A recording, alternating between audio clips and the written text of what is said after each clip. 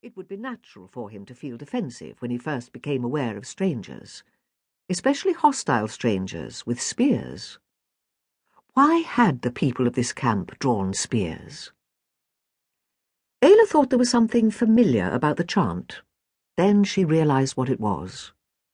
The words were in the sacred archaic language that was understood only by the Mamuti. Auel didn't understand all of it. Mamut had just begun to teach her the language before she left.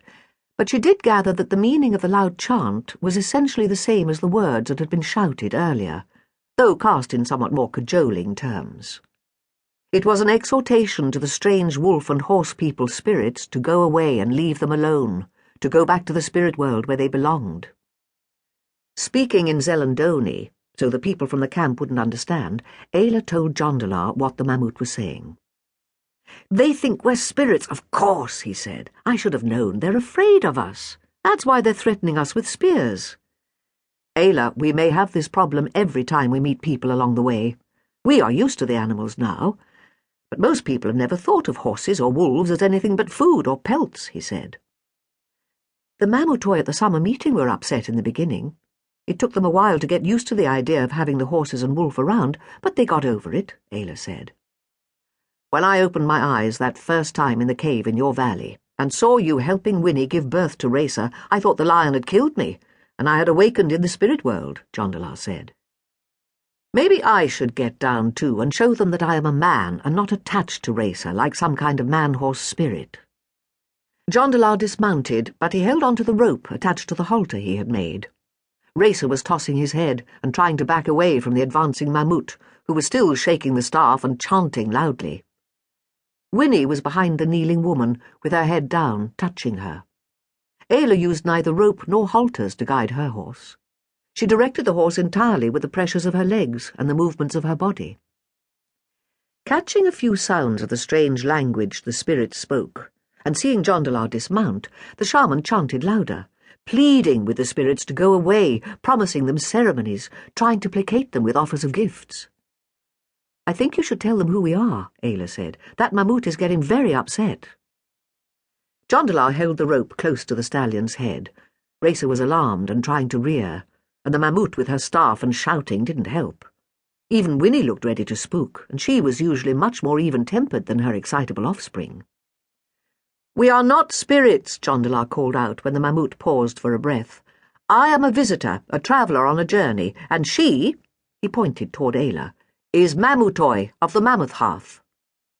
The people glanced at each other with questioning looks, and the Mamut stopped shouting and dancing, but still shook the staff now and then while studying them.